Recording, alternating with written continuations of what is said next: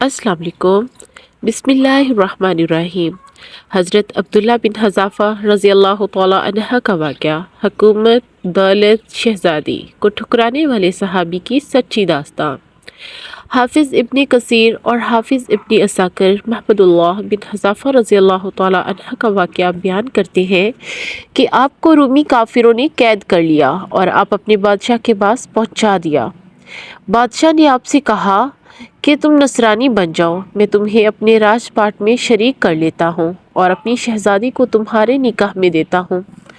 عبداللہ بن حذافہ رضی اللہ تعالیٰ عنہ نے جواب دیا کہ یہ تو کیا، اگر تو اپنی بادشاہت مجھے دے دے اور تمام عرب کا راج بھی مجھے سونپ دے اور یہ چاہے کہ میں ایک آنکھ جھپکنے کے برابر بھی اپنے دین محمد صلی اللہ علیہ وآلہ وسلم سے پھر جاؤں تو یہ بھی ناممکن ہے۔ بادشاہ نے کہا پھر تجھے قتل کر دوں گا۔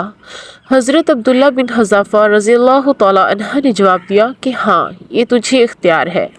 چنانچہ اس وقت بادشاہ نے حکم دیا اور انہیں صلیب پر چڑھا دیا اور تیر اندازوں نے قریب سے بحکم بادشاہ ان کے ہاتھ پاؤں اور جسم چھیدنا شروع کر دیا۔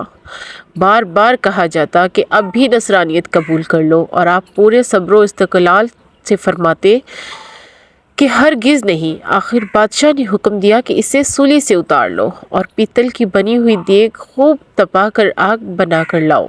چنانچہ وہ پیش ہوئی۔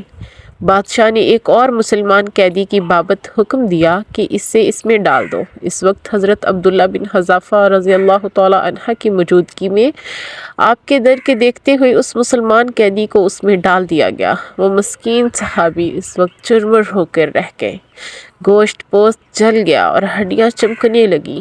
پھر بادشاہ نے حضرت عبداللہ بن حذافہ رضی اللہ تعالیٰ عنہ سے کہا کہ دیکھو، اب بھی وقت ہے، بات مان لو اور ہمارا مذہب قبول کر لو، ورنہ اسی آگ کی دیگ میں اسی طرح تمہیں بھی ڈال کر جلا دیا جائے گا۔ آپ نے پھر بھی اپنے ایمان جوش سے کام لے کر فرمایا کہ ناممکن ہے کہ میں اللہ کے دین کو چھوڑ دوں۔ اس وقت بادشاہ نے حکم دیا کہ انہیں چرخی پر چڑھا کر اس میں ڈال دو۔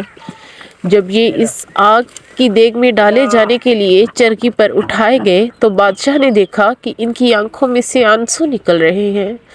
اس وقت اس نے حکم دیا کہ رک جائیں اور انہیں اپنے پاس بلا لیا، اس لیے کہ اب اس سے امید بن گئی تھی کہ شاید اس عذاب کو دیکھ کر اس کے خیالات بدل گئے ہوں، میری مان لے گا اور میرے مذہب کو قبول کر کے میری دامادی میں آ کر میری سلطنت کا ساتھی بن جائے گا۔ لیکن بادشاہ کی یہ تمنا بے سود نکلی۔ حضرت عبداللہ رضی اللہ تعالیٰ عنہ نے فرمایا کہ میں صرف اسی وجہ سے رویا تھا کہ آج ایک ہی جان ہے جسے اللہ کی راہ میں اس عذاب کے ساتھ قربان کر رہا ہوں۔ کاش میری روئے روئے میں ایک ایک جان ہوتی تو آج سب جانیں اللہ کی راہ میں ایک ایک کر کے فدا کر دیتا۔ بعض روایات میں ہے کہ آپ کو قید خانہ میں رکھا اور کھانا پینا بند کر دیا۔ کئی دن کے بعد شراب اور خنزیر کا گوشت بھیجا، لیکن آپ نے اس بھوک پر بھی اس کی طرف توجہ تک نہ فرمائی۔ بادشاہ نے آپ کو بلا بھیجا اور اسے نہ کھانے کا سبب دریافت کیا تو آپ نے جواب دیا کہ اس حالت میں میرے لیے جائز تو ہو گیا ہے، لیکن میں تجھ جیسے دشمن کو اپنے بارے میں خوش ہونے کا موقع بھی نہیں دینا چاہتا۔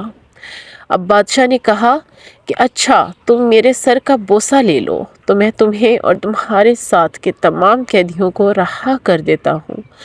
آپ نے اسے قبول فرما لیا اور اس کے سر کا بوسہ لے لیا، اور بادشاہ نے بھی اپنے وعدہ پورا کیا اور آپ کو اور آپ کے ساتھیوں کو چھوڑ دیا۔ حضرت عبداللہ بن حذافہ رضی اللہ تعالیٰ عنہ یہاں سے آزاد ہو کر حضرت عمر فاروق رضی اللہ تعالیٰ عنہ کے پاس پہنچے تو آپ نے انہیں بڑے ادب کے ساتھ ممبر رسول صلی اللہ علیہ وآلہ وسلم پر بٹھایا اور فرمایا کہ عبداللہ اپنا واقعہ ہم کو سناؤ۔ چنانچہ جب آپ نے شروع کیا تو خلیفہ المسلمین کی آنکھوں سے آنسو بہنے لگے تو آپ نے فرمایا کہ ہر مسلمان پر حق ہے کہ عبداللہ بن حذافہ رضی اللہ تعالیٰ عنہ کی پیشانی چومے، اور میں ابتدا کرتا ہوں۔ یہ فرما کر پہلے آپ نے ان کے سر کا بوسہ لیا اور پھر جميع مسلمانوں نے آپ رضی اللہ تعالیٰ عنہ کے سر کا بوسہ لیا۔